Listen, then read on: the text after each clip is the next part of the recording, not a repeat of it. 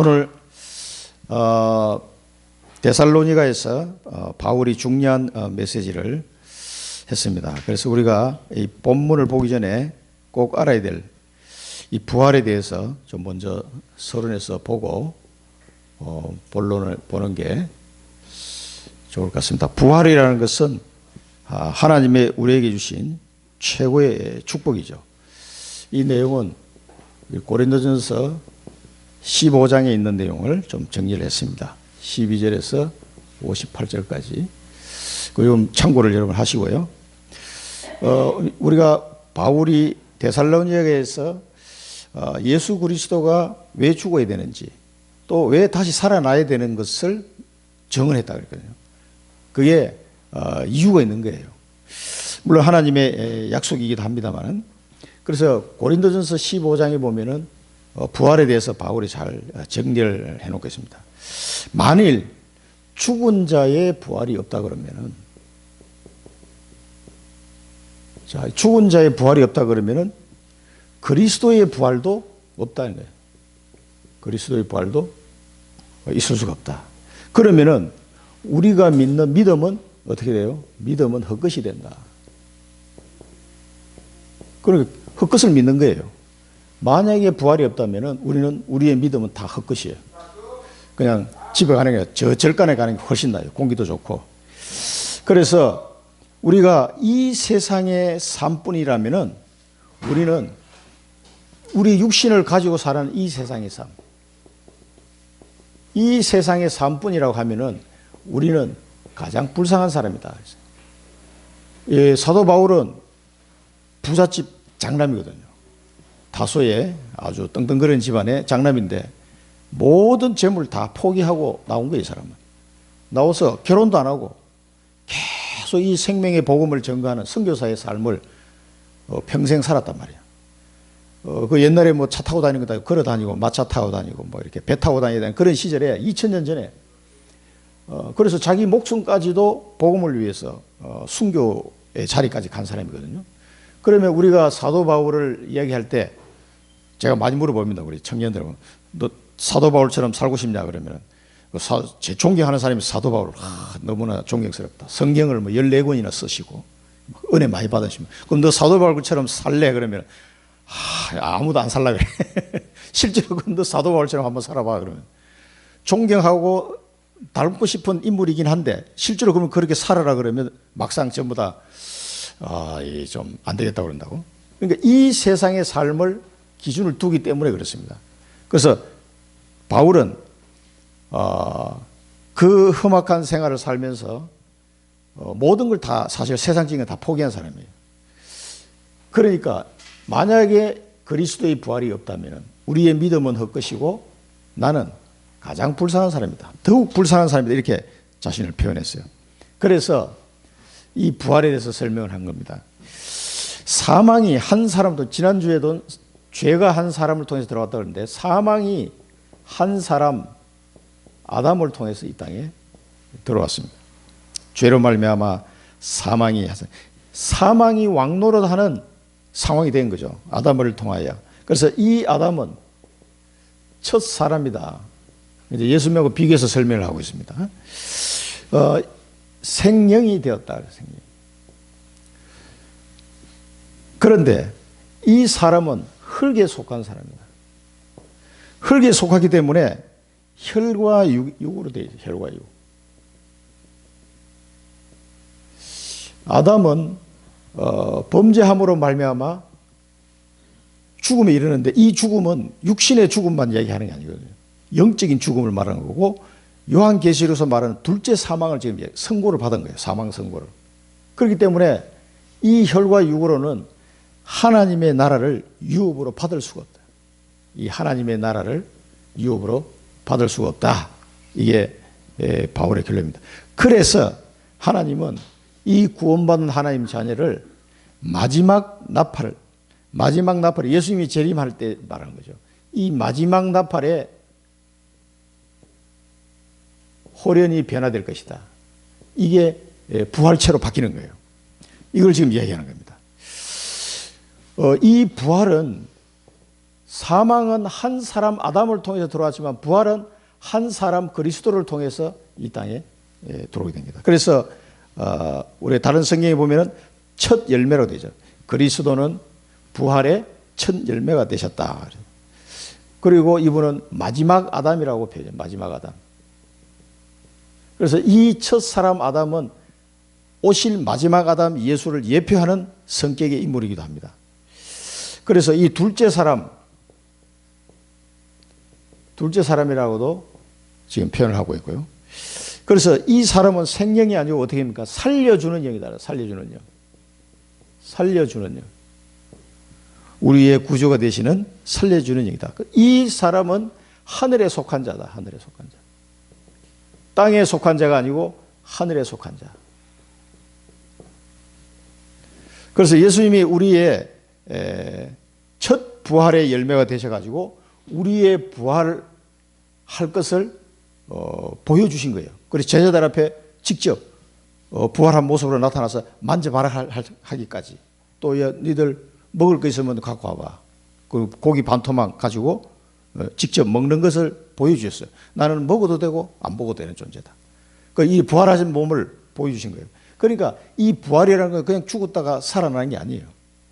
영원히 사망하고는 관계없는 그런 존재가 되는 거예요. 이 부활은. 그런데 요한복음 5장 29절에 보면은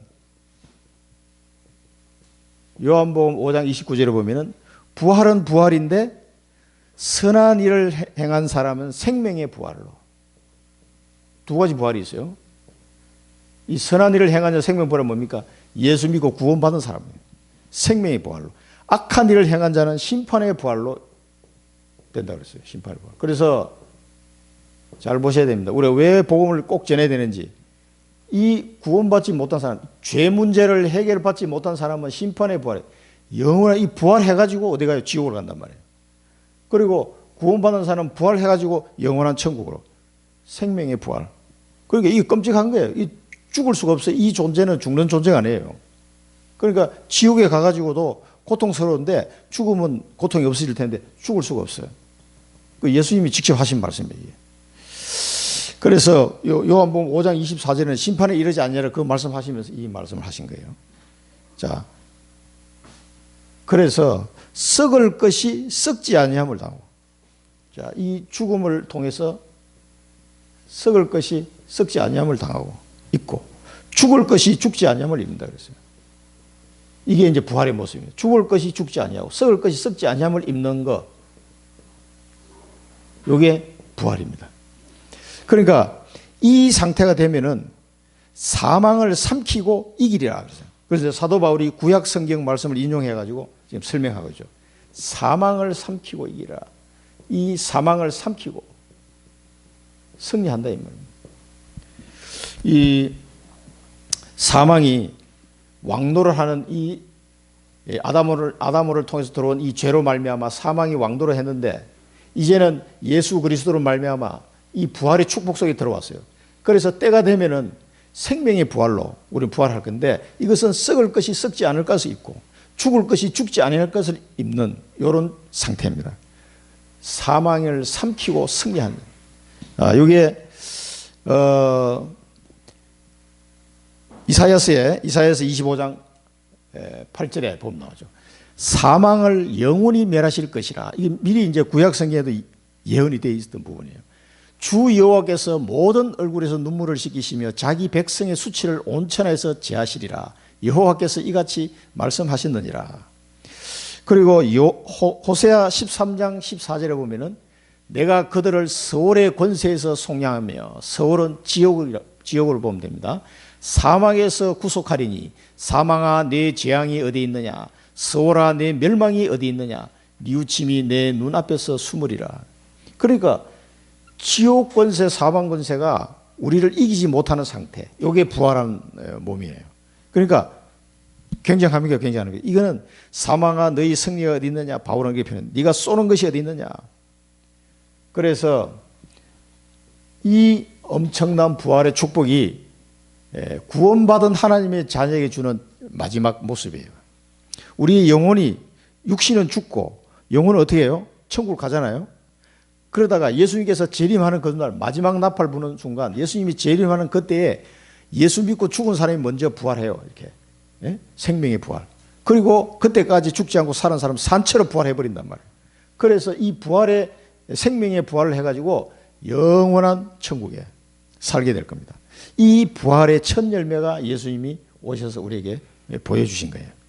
자, 이 부활 신앙을 가지고 있는 사람은 어떻게 해요? 견실하고 흔들리지 마라. 그래서 너희들은 이 고린도 교회 한 말입니다. 견실하고 흔들리지 마라. 그래서 우리가 흔들릴 이유가 없는 거예요. 이 부활 신앙을 가진 사람. 그것을 바울이 데살로니가에서도 증언을 하고 있는 겁니다. 이 부활 신앙이 초대 교회에 많은 힘들고 환난과 핍박이 있을 때요. 이 사람들이 그 상황을 뚫고 나갈 수 있었던 핵심 이 신앙 메시지입니다, 이게. 그러니까 어떤 고난이 와도 이 부활 신앙을 가지고 이겨 나갈 수가 있었어요. 이 축복이 보통 축복이 아닙니다. 흔들리지 말며 주의 말에 힘쓰는 자 되라. 주의 일에 힘쓰는 자 되라. 그리고 너희 수고가 헛되지 않은 줄 알라 그랬습니다. 너희 수고가 헛되지 않는다.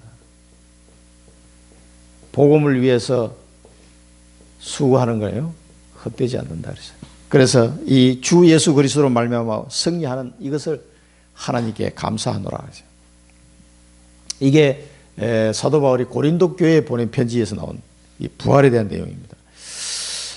고린도 교회 그 당시에 부활에 대해서 잘못 이해하는 사람은 부활은 지나갔다 이런 헛소리하는 사람도 있었기 때문에 이 부활에 대한 내용을 이제 정리를 한 거예요.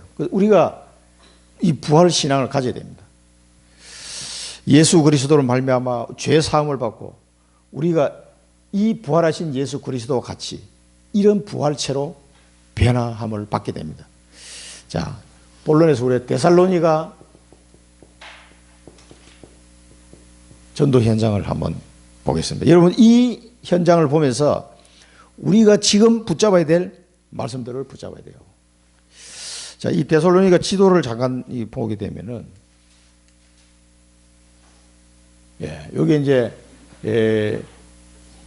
로마 시대 때 이 행정구역이에요. 그러니까 이 고린도하고 아테네라고 하는 아덴은 지금 아가야 지방으로 되어 있고요. 저기 북쪽 지역은 마게도냐 주로 돼요, 주. 그러니까 로마가 이 헬라를 정복한 다음에 이렇게 이제 나눈 거예요. 그래서 이 데살로니가는 마게도냐 주의 주도입니다, 주도. 그리고 충청북도 도청은 이제 청주가 되잖아요. 그런 식으로 마게도냐 전체 주도가 데살로니가였어요. 근데 이 데살로니가 그 당시에 인구가 한 12만 명 정도예요, 12만 명. 굉장히 큰 도시예요. 그 바울 시대 때 한 12만 명 되는데 지금은 그리스, 이따 합쳐서 그리스잖아요, 지금.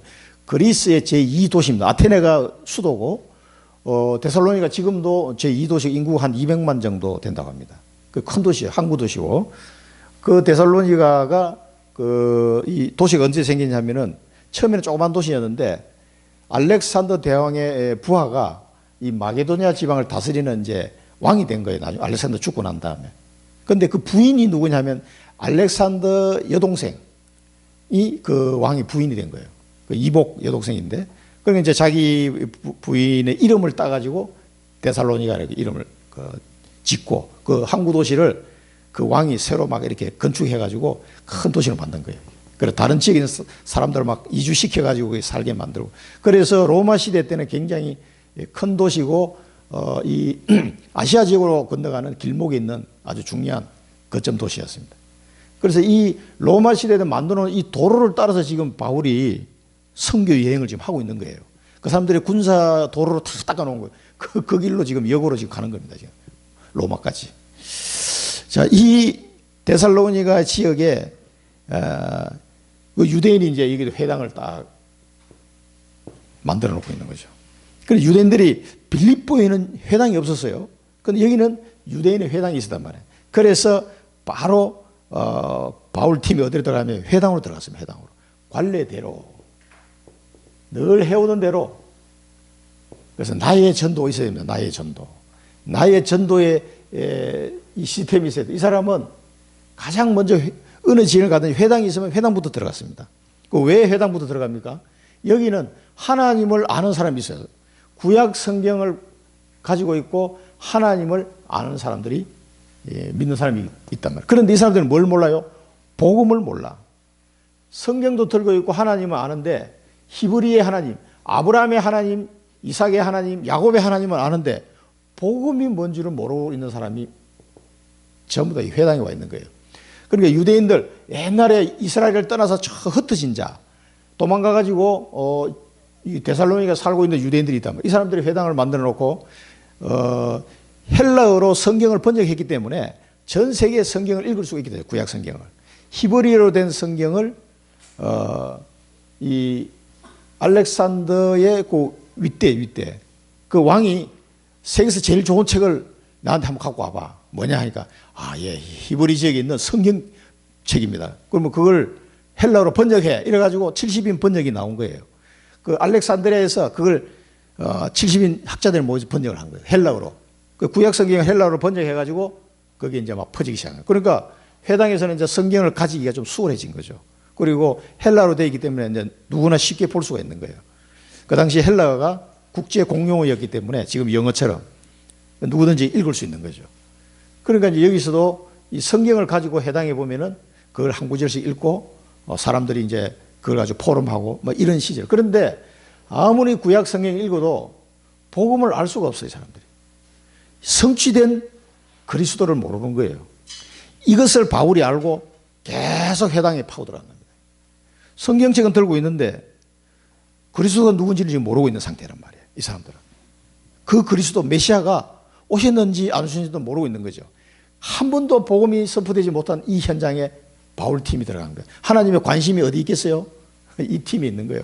이 데살로니가라는 지역에 수천 년 동안 내려온 이 헬라 문화로 찌든 우상 문화로 찌든 이 동네에 한 번도 복음이 전해지지 않는데 여기에 하나님이 복음을 가진 팀을 보낸 거란 말이에요. 청주도 마찬가지입니다. 5천 년 동안 한 번도 복음이 전해지지 않는 이 땅에 우리가 복음 전하러 들어가는 거예요. 아직도 이 복음을 한 번도 들어보지 못한 사람이 수두룩합니다. 성경책은 얘기는 들어봐죠. 요즘은 하도 성경이 많으니까 바이블 하면 그래도 한번 이거 뭐 안 믿어도 한번 읽어봐야 되는 책 아니냐 뭐 이렇게 볼 생각이 좀 많이 퍼져 있습니다만은 뭐 이때는 더 잘 몰랐겠죠.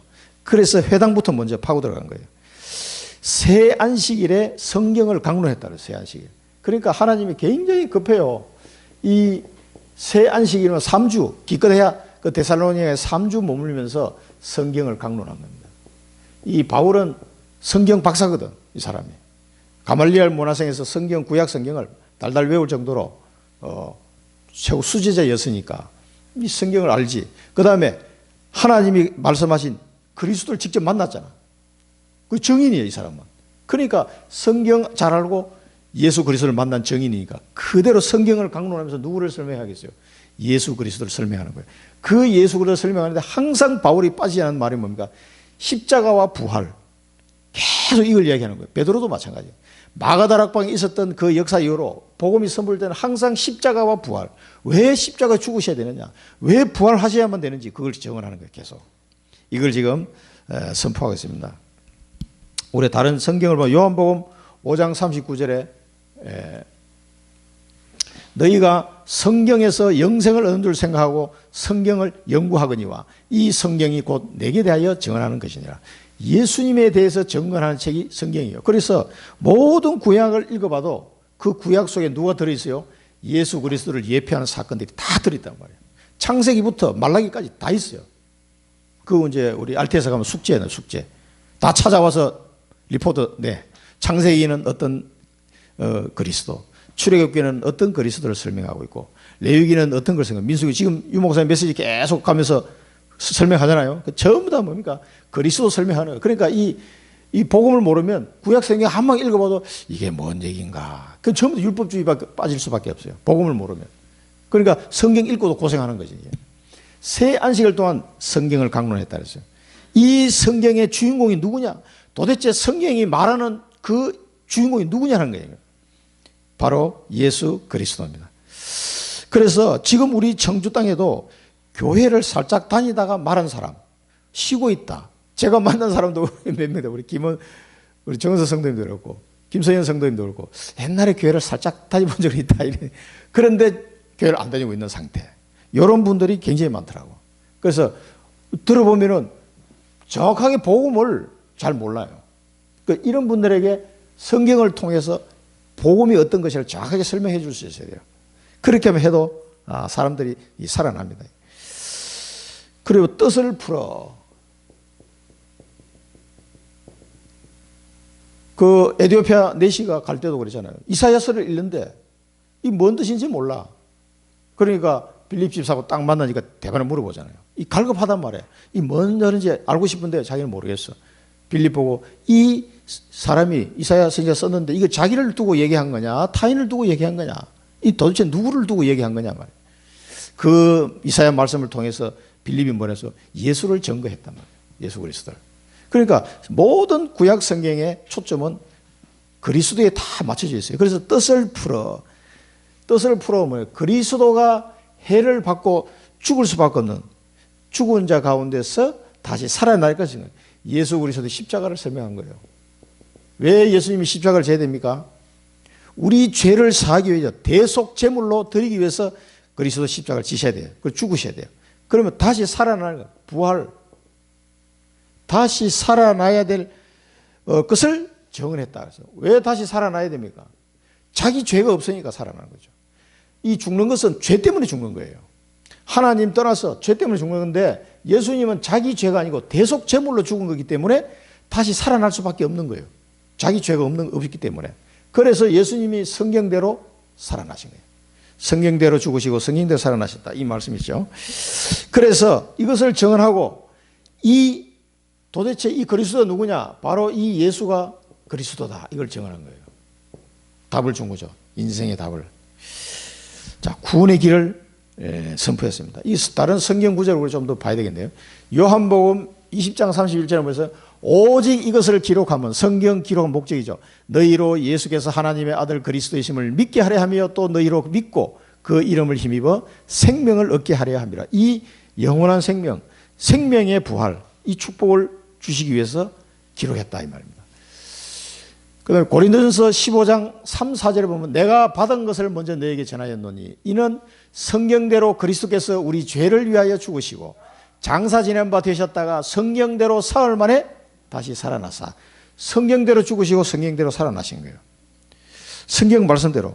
갈라디아서 1장 4절에 뭐라고 했습니까? 그리스도께서 하나님 곧 우리 아버지의 뜻을 따라 이 악한 세대에서 우리를 건지시려고 우리 죄를 대속하기 위하여 자기 몸을 주셨다. 그 다음에 요한복음 11장에 보면은 예수께서 이르시되 예수님이 직접 하신 말씀 나는 부활이요 생명이니 나를 믿는 자는 죽어도 살겠고 무릇 살아서 믿는 자는 영원히 죽지 아니하리니 이것을 네가 믿느냐? 이 부활 신앙을 여러분 이게 믿지 않으면은요, 이 신앙생활 하는 게 제일 불쌍한 거예요, 사실은. 우리 이 부활을 안 믿으면은 이 사실을 네가 믿느냐? 우리가 사도신경 늘 이렇게 뭐 암송하고 하잖아요. 신앙 고백하는데 영원히 사는 이 영원한 생명, 이 부활의 생명으로 영원히 사는 이 생명을 믿느냐 하는 얘기예요. 살아서 믿는 자는 영원히 죽지 아니라. 이 사실을 믿으시기 바랍니다. 예수님이 직접 하신 말씀이에요. 로마서 6장 23절에는 뭐라고 하셨습니까? 죄의 삭선 사망이요. 그래서 죽는 겁니다. 하나님의 은사는 그리스도 예수 우리 주 안에 있는 영생이니라. 이거 뭐 성경 찾아보려면 뭐 끝도 없습니다.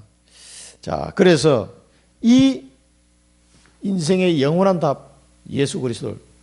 그 사람들이 얼마 전에 그 유키전가 그 텔레비 보니까 그 JYP 박진영이 초대해가지고 유재석이가 막 질문하더라고.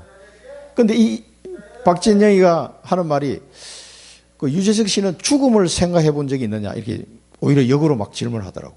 나는 그걸 생각하고 산다 그러더라고. 우리가 태어나서 반드시 죽는데 이 중간에 있는 사람, 그 사람 잠깐 설명하다 이 삶이 이 죽음과 태어난 것과 죽음에 대한 확실한 자기가 없으면은 인생이 흔들린다고 이렇게 막 설명하더라고. 이 친구가 그 구원판 어디 뭐 이렇게 연루되어 있었다는 얘기를 들었는데 나름대로 성경 공부를 한 거예요, 보니까. 그러니까 사람이 죽고 난 뒤에 대한 이 부분을 모르고 산다는 거는 너무 어리석다는 거지. 어떻게 그렇게 사느냐는 거지. 죽음을 생각, 왜? 다 죽을 건데. 태어났으면 다 죽는데 왜 죽음 이후를 생각을 안 하고 사느냐 이거지. 그리고 유재석 씨 보고 죽음 생각이 막 역으로 질문하더라고요. 그러니까 유재석이 당황해가지고 막 이렇게 이제 하는 때 프로가 있어요. 보니까 잠깐 얘기 봤는데 이 친구가 그래도 성경 공부를 좀 하긴 했구나 생각이 들더라고. 거기에 대한 인생이 태어나서 반드시 죽잖아요. 안 죽는 사람은 없단 말이에요. 좀 뭐 일찍 죽네 안 죽네 그거지. 제 친구도 이번에 쓰러졌어요. 군대 동기인데 그걸 카톡방에 떴더라고. 그런데 좀 있으니까 뭐 괜찮대. 심근경색으로 쓰러졌는데 다행히 일찍 발견해서 족구하다가 쓰러져가지고 119에 실려간 거예요. 그러니까 이게 요즘 이게 뭐야 이 손목에 있는 동맥을 통해 가지고 그 혈관을 확장시키고 약물을 투입해 가지고 이걸 이제 다행히 혈전을 뚫었어. 그래서 카톡도 보내서 뭐 괜찮나 보다 했는데 어제 저녁에 보니까 그 아들이 카톡에다 보냈더라고. 아버지가 또 이게 뇌 그 경색이 와가지고 갑자기 얘기하는데 말이 어눌해지면서 이렇게 의사가 깜짝 놀라. 이 혈전이 이 하나가 떠들어다니다가 뇌로 들어간 거예요. 그 뇌가 뇌 경색에다 뭐 뇌 졸정 정세가 와가지고 다시 쓰러졌다는 거지. 그래가지고 연락을 못 드려서 제가 대신 드립니다. 뭐 누구 아들 누구입니다 이렇게 연락이 왔더라고. 한순간이에요 그게. 건강한데 그 딸이 여기 청주에 시집 와서 살고 있어요. 그 청주에 와서 얼마 전에 나하고 같이 식사도 했는데 건강한 친구인데 늘 토요일만 되면 그 친구 사람 모여서 족구해요. 여기 다리 밑에서 그 족구장이 아주 좋은 게 있더라고. 그래서 뭐 건강해야 돼 하면서 뭐 그러는데 한순간에 쓰러져 버리더라고. 이게 조심해야 돼요. 이그 하나 사람은 누구나 왔다가 가야 됩니다. 이게 그걸 모르고 그 박진영이 있는 친구는 그 죽음을 늘 생각하고 사는 거예요. 그게 지혜로운 사람이에요. 성경에도 그 나와 있습니다. 너의 살날을 계수하면서 살아라 그랬어요. 대충 내가 몇 살이니까 내가 대충 살날이 몇 년 남았구나. 늘 이걸 카운트하면서 살아라. 그게 지혜로운 사람이에요. 그런 죽음을 생각하고 사는 사람은요 겸손해집니다. 죽음 앞에서는 누구도 말 못해. 그렇게 떠들고 국회의원이다 뭐 떠들어봐야 몇 년 안 남았어요. 그 사람들도 다 가야 돼. 그러면은 그 인생의 답이 뭡니까 이게? 예수 그리스도. 이 영원한 생명, 이 부활한 생명, 생명의 부활로 우리를 인도하시는 예수 그리스도. 이거보다 더 확실한 답이 어디 있습니까? 답이 없어요. 이거를 딱 정언한 거예요. 그러니까 이 데살로니가 회당에 와 있는 사람들이 유대인도 있지만은 유대교에 입교한 자들, 이방인들이 많이 들어와 있거든요. 그러니까 이 사람들이 성경을 통해서 하나님을 아는데 그분이 예수님이구나. 그렇게 성경에 약속한 메시아 그리스도가 예수구나. 이걸 알게 된 거예요. 그럼 다 예수 믿게 되는 거지 사람들이. 그래서 경건한 헬라인의 큰 무리가 많은 사람이 이 경건한 헬라인 이 사람들이 큰 무리가 예수를 믿게 되고 또 귀부인들 근데 이 데살로니가에 사는 엘리트들이 예수를 믿게 되는 거예요. 이런 일이 벌어지면서 그 다음에 이 사람도 중요하지만 가장 중요한 사람이 야손의 집이 나오죠. 자, 우리 빌립보에서도 루디아와 그 루디아의 집이 나오세요. 여러분 이걸 잘 잡으셔야 돼요. 야손의 집. 이 데살로니가와 베레아 지역의 전도 결과의 차이점이 있어요. 그게 뭐냐면 제자가 세워졌느냐 안 세워졌느냐 이 차이입니다. 여기 보면은 야손의 집이 이 제자입니다. 이 사람이 데살로니가 교회가 돼요. 야손의 집이 데살로니가 교회. 그래서 빌립보에도 빌립보 교회가 세워졌어요. 루디아 집을 통해 가지고 데살로니가는 야손의 집을 통해서 교회가 세워졌어요. 우리 청주 임마누엘 교회도 우리 집에서 제일 먼저 예배를 드리고 교회가 세워졌잖아요. 그래서 이제 노예 설립된 거는 작년 1년 됐지만은 처음 출발한 집에서 예배가 시작된 거예요. 이 집에서 다. 그래서 이 야손의 집을 중심으로 해서 데살로니가 교회가 세워지고 나중에 바울이 데살로니가에게 편지를 보내잖아요. 데살로니가 전서 후서를 보면은 데살로니가 전서에 보면은 이 사람들의 신앙 색깔이 나와요. 데살로니가 전서 1장 3절을 보면 너희의 믿음의 역사와 사랑의 수고 우리 주 예수 그리스도에 대한 소망의 인내를 우리 하나님 아버지 앞에서 끊임없이 기억하미니 제대로 된 이 믿음을 가지고 있는 색깔을 그러면서 8절에 보면 주의 말씀이 너희에게로부터 마게도냐와 아가야 아까 지방 봤죠? 아가야에만 들릴 뿐 아니라 하나님을 향하는 너희 믿음의 소문이 각처에 퍼졌으므로 우리는 아무 말도 할 것이 없다. 그러니까 이 사람들이 이 복음이 이들을 통해서 많은 지역에 전파됐다는 얘기예요. 그러니까 제대로 된 이 교회가 세워진 거죠. 자, 우리 언약을 붙잡아야 되겠습니다. 그래서 하나님은 3주 만에 많은 사람들이 주께로 돌아오고 야손이라는 사람을 찾아내서 여기에 교회가 세워지는 이런 일, 3주 만에 다 일어나는 거예요. 지금도 이 정확한 복음을 몰라가지고 방황하는 사람이 많습니다. 정확한 복음을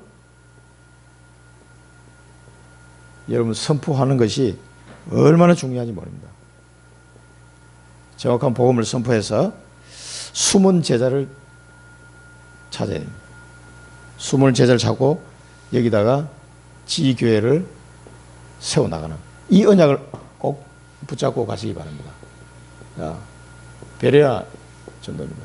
이 베레아 지역에 이 베레아 지역은 이제 항구 도시는 아닌데 상대적으로 좀 작은 도시 같아요. 여기는 금방 얼마 머물지 못하고 쫓겨가는 상황이 됩니다. 밤에 바울과 실라를 베레아로 보내니 여기도 뭐예요? 베레아도 유대인의 회당이 있어요. 회당. 이 회당에 또 들어가서 복음을 전했습니다. 그런데 이 베레아는 데살로니가 사람보다 더 너그러운 사람입니다. 여러분 캠프 해보면 지역마다 굉장히 막 그 사람들이 막 악한 사람들이 있는가 복음에 대해서 굉장히 강하게 거부하는 데가 동네가 있는가 하면은 또 잘 듣는 동네가 있어. 참 다르더라고. 그리고 정평 내수에 학교 다닐 때 캠프를 해보니까 우리 개척 선교국 멤버들하고 같이 이제 왔었어요.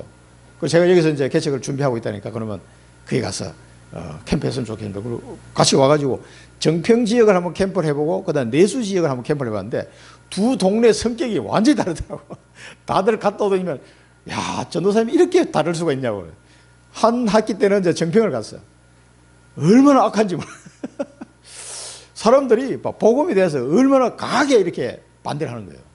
근데 내수 지역을 딱 돌고 오더니만은 여기는 사람들 순둥이들만 사는 것 같아요.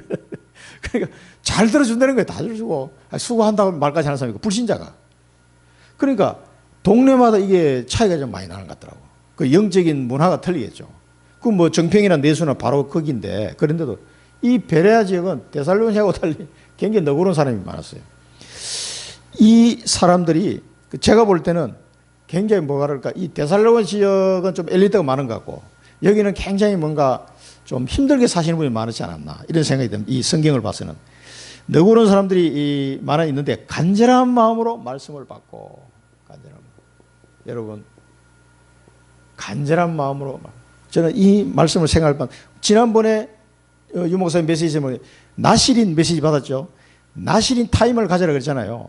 그게 간절한 마음으로 기도하는 겁니다. 나시린 타임. 절벽 위에 낭떠러지 앞에 서 있는 사람하고요. 등 뜨시고 배부린 사람하고요. 다릅니다. 기도가 달라져요. 간절한 마음으로 뭘 받아요? 하나님의 말씀을 받고. 이 사람들이 뭔가 모르지만 굉장히 갈급한 영혼들이었던 것 같아요. 베레아 사람들은. 그러니까 간절한 마음으로 말씀을 받고 날마다 성경을 상고했다고 그랬어요. 성경을. 이 회당에 성경이 있으니까 날마다 성경을 상고하고 그러한가 이렇게 찾아봤다 그래요. 그리고 이 부분을 좀 더 간절한 마음으로 하나님의 말씀을 받고 성경을 상고했는데요. 저는 이 말씀 볼 때마다 생각나는 사람이 두 사람이 있습니다. 성경에 나오는 인물 중에. 한 사람은 뭐냐면 소경 바디메오. 제가 이 말씀을 붙잡고 기도했던 기억이 나기 때문에 늘 이 사람 생각나는데 이 소경이 무슨 소망이 있겠어요. 그런데 나사렛 예수시란 말을 듣고 예수님이 그 동네를 온다는 소문을 들은 거예요. 이 소경이 소리 질러 이르되 다윗의 자손 예수여 나를 불쌍히 여기소서 하거늘 많은 사람이 꾸짖어 잠잠하라 하되 그가 더욱 크게 소리 질러 이르되 다윗의 자손이여 나를 불쌍히 여기소서 하는지라. 여러분 기도가 이렇게 되면은요 응답을 안 받을 수가 없습니다. 응답이 중요한 게 아니에요. 지금 응답보다 더 큰 축복을 받게 될 겁니다. 사람들이 소경 거지니까 무시할 거 아니에요. 야, 이 사람아 조용히 해. 막 이렇게 된 거예요. 그런데도 뭐야? 다윗의 자손 예수여 나를 불쌍히 여기달라고요. 진짜 이런 기도가 여러분 해보신지 모르겠어요. 저는 많이 해봤습니다. 아이고 자존심 어디 있습니까? 창피한 게 어디 있습니까? 완전히 하나님 앞에 엎드려야 돼. 하나님 나는 아무것도 할 수 없사오니 나를 불쌍히 여기시옵소서. 그때 이 말씀을 붙잡고 기도했었습니다. 그래서 정말 피눈물 나는 기도를 해보지 않은 사람은 이 사람 심정을 알 수가 없어요. 뭐 그런가 보다 좀 막 불쌍하구나 이렇게 생각하죠. 여러분 인생의 낭떠러지에서 한번 기도해 보세요. 이런 기도가 안 나오나.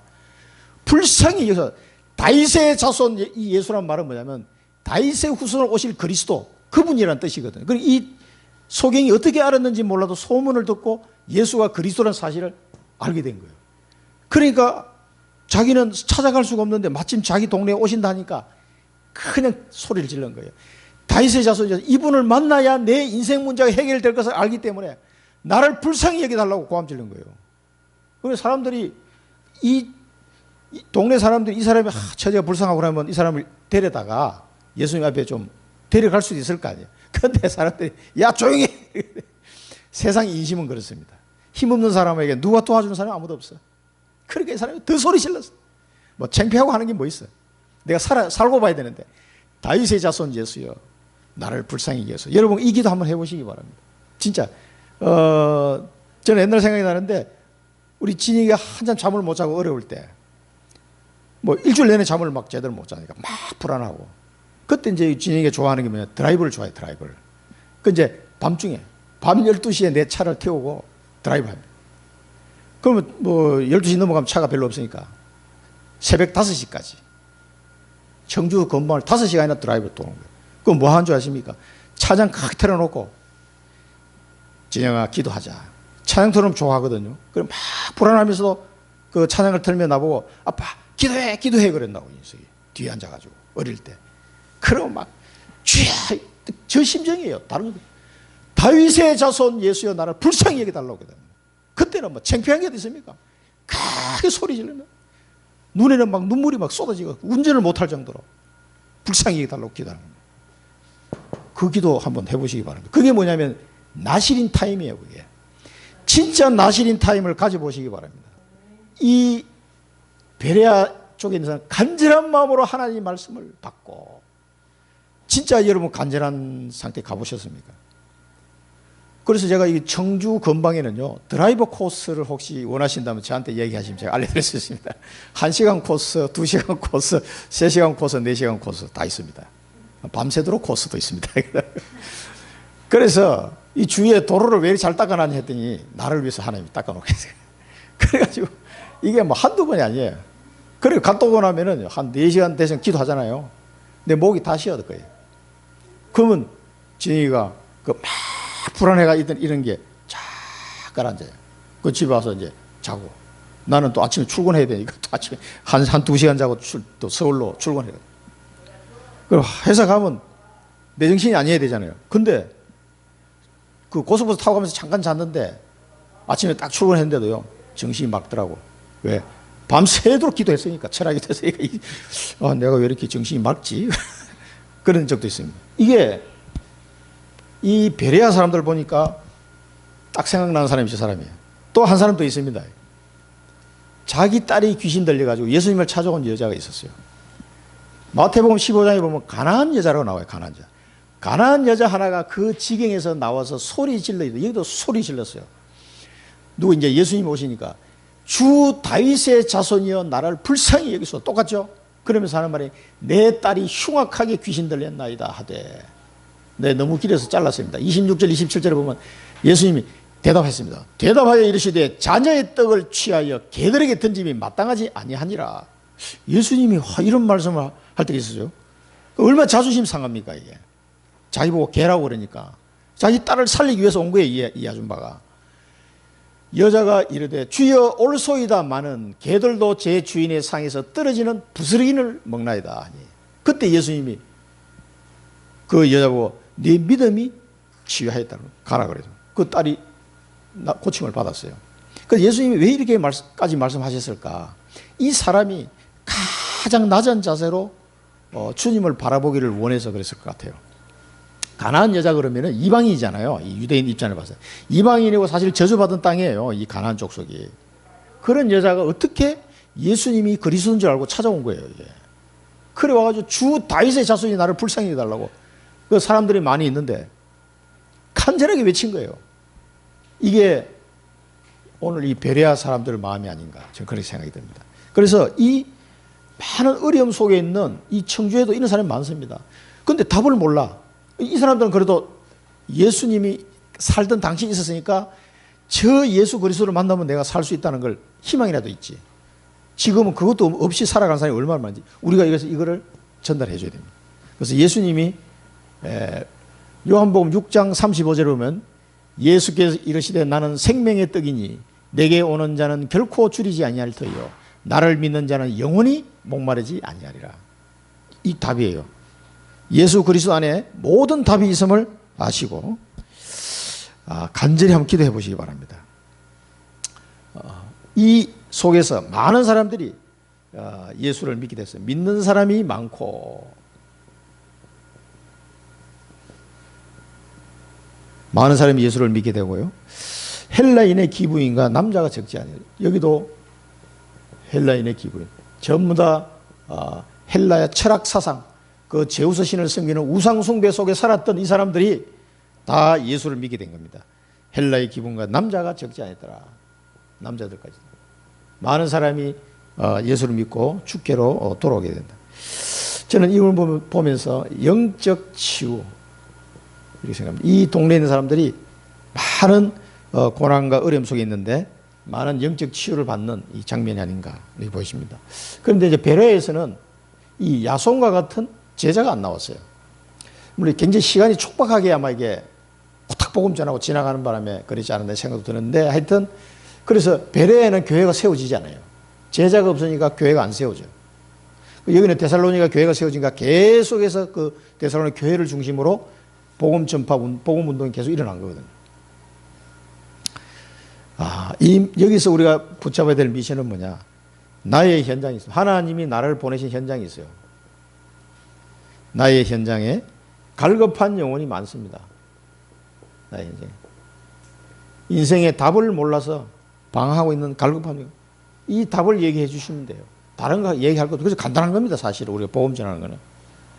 그런데 우리 오늘 김서인 성도가 안 왔는데 금요일날 이제 복음을 쭉 얘기했더니만은 그러면 나도 이 갈급한 사람을 만났을 때 복음을 전할 수 있도록 좀 준비를 해야 될 것 같습니다. 이러더라고. 야, 드디어 2년 만에 3년 만에 2년 만에 그 말이 나왔어요. 그래서 훈련을 받는 거다. 그랬더니 간단하다. 그랬대. 간단해. 이 구원의 길만 좀 연습하면은 얼마든지 전달해 줄 수 있다.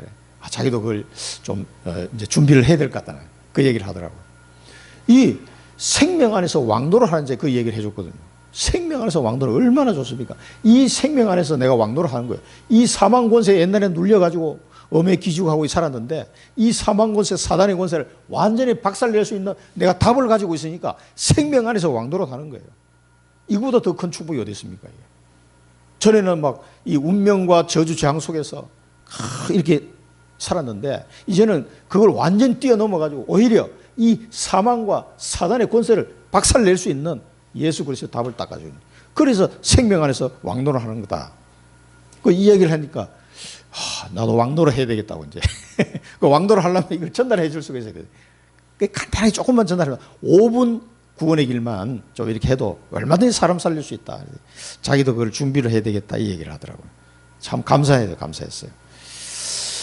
자, 이 갈급한 영혼들에게 생명의 양식, 이 예수 그리스도 생명의 양식을 꼭 전달해야 돼요. 복음을 전해주시기 바랍니다.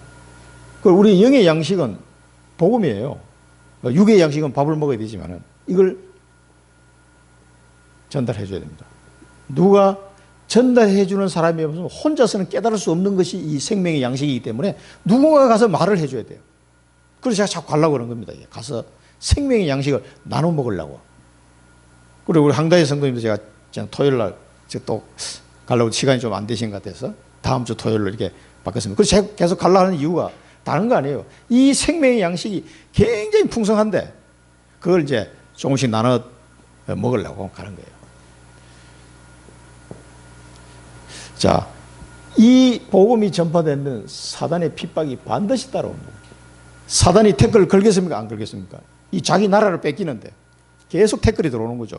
경제 문제로, 건강 문제로 막 계속 태클 들어옵니다. 그걸 아셔야 돼요. 당연한 겁니다, 그게. 자, 그러면은 여기 보니까 이 유대인들, 예수를 믿지 않는 이 유대인들이 시기를 해가지고, 근데 우리가 이 육신적으로 보면 안 돼요. 이 예수 그리스도를 믿지 않는 유대인들이 시기했는데 이 사람들을 배후에 역사하는 이 사단을 알아야 돼요. 영적 싸움이에요. 이 불량한 사람들을 동원하고, 어디를 가나 깡패 같은 사람이죠. 불량한 사람들. 깡패를 동원해가지고 막 성을 소동하고 막 야손을 잡아들이고, 그러면서 천하를 어지럽히는 사람들. 천하를 어지럽힌 사람들을 여기 또 왔다. 뭘 천하를 어지럽게 하는. 가이사의 명을, 이 사람들은 항상 보면 정치적으로 걸고 넘어가요. 가이사의 명을 거역해. 그럼 가이사의 명을 거역하면 뭡니까? 역적이잖아요, 역적. 바로 사형이 사형. 다른 임금 예수. 다른 임금 예수를 말한다. 그러니까 이 사람들이 막 발칵 뒤집어진 거지. 야, 이게 뭔 소리냐. 다른 임금은 맞습니다. 그죠? 세상 임금은 사단이죠. 또 세상의 왕은 가이사 황제예요. 그러나 다른 임금 예수는 뭡니까? 하늘나라의 임금이에요. 하늘. 이 땅의 임금이 아니에요. 만왕의 왕이 되신 거예요.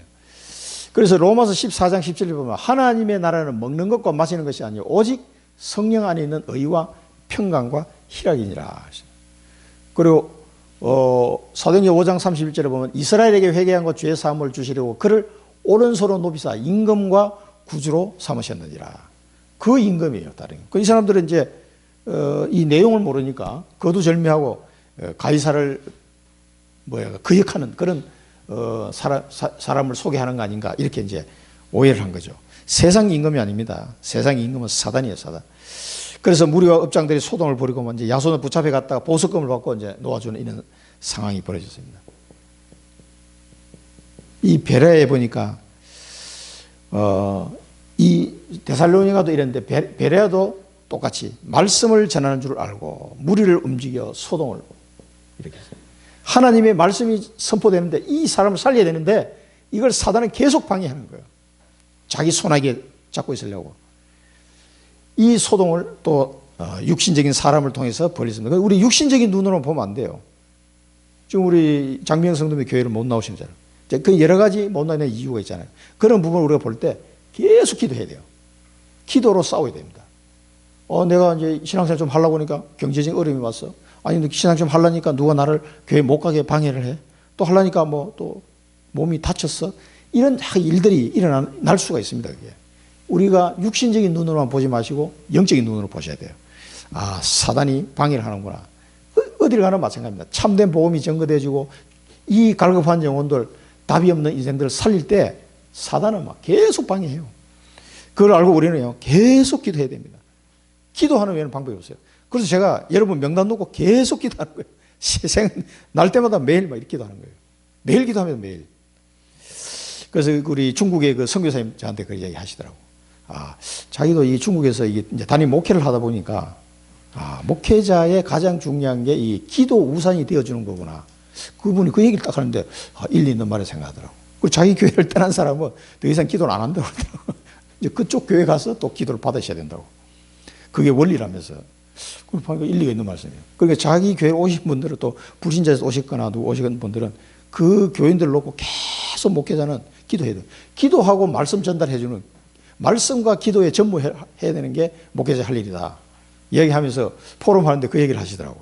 그때 내가 학생 때니까 기도 한번 들었어요. 저보다 나이는 한참 어리지만, 참 맞는 것 같다. 기도가 중요하다, 기도. 계속 여러분 기도로 싸워야 됩니다. 저는 뒤에서 막 계속 기도하니까 여러분도 기도하시기 바랍니다. 혹시 그런 부분이 있으면은요, 육신의 눈으로 보지 마시고 영적인 눈으로 그 현상을 해석할 수 있어야 됩니다. 그러니까 바울은 지금의 아테네죠, 아테네. 이 마게도니아 수도, 그리스의 수도인 아테네로 헬라 문화의 중심 도시 아테네로 가게 됩니다. 자, 요거 이제 다음 주에 보시고요. 우리의 비전은 뭡니까? 아무리 사단이 방해해도 뭐 해요? 복음은 전파됩니다. 하나님의 절대 계획은 이루어진다. 이걸 아시고 낙심하지 말아야 되겠다. 낙심. 하나님이 나를 통해서 절대 언약을 가지시고 절대 계획을 이루어 나가시는데 사단의 방해를 통했을 때 그걸 보고 낙심하지 말아야 돼. 하나님 자녀는 반드시 하나님의 계획은 이루어진다. 개가 짖어도 기차는 간다. 뭐 그런 말도 있잖아요. 반드시 하나님의 계획이 이루어지기 때문에 염려하지 마시기 바랍니다. 나 이거 뭐 좀 어떤 분이 나 예수 믿었는데 더 힘들어진 것 같다고 이런 분도 있더라고. 그거 다 속는 겁니다. 그게. 기도 응답보다 영적 상태. 그래서 여러분들이 기도하면 응답이 옵니다. 응답이 오는데 이 응답보다도 뭡니까? 여러분의 영적 상태가 기도할 때 굉장히 바뀝니다.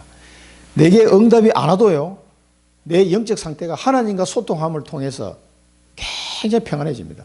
응답이 안 와도. 그럼 벌써 흑암이 무너져 버려요. 사단아 떠나가는 안 해도 무너진다니까. 내 영적 상태가 편해집니다.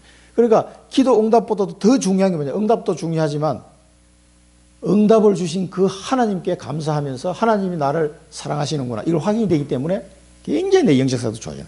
그래서 응답보다 더 중요한 겁니다. 이게 지난번에 유 목사님 말씀하셨죠. 이게 저는 하나님의 사랑의 소통이다 이렇게 생각합니다. 이 기도 응답을 통해서 또 기도하는 그 자체를 통해서 하나님이 나를 얼마나 사랑하는지 이게 소통이 되는 거예요. 이 소통이 되면요 엄청난 힘이 생깁니다. 이 비밀을 누리시기 바라고요.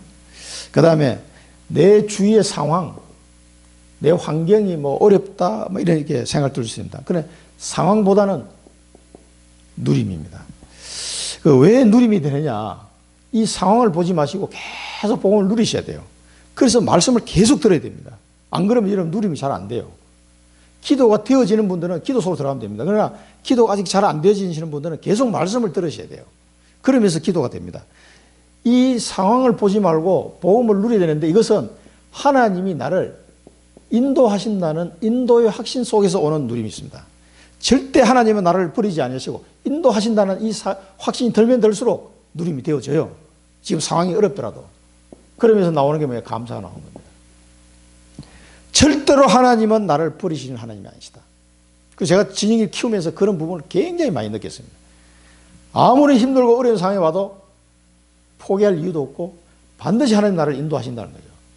이 확신을 하나님이 말씀을 통해서 계속 주시더라고요. 그리고 기도하면은요, 그 확신이 와요. 그러니까 감사가 나오죠. 또 이게 누림이 되어지고.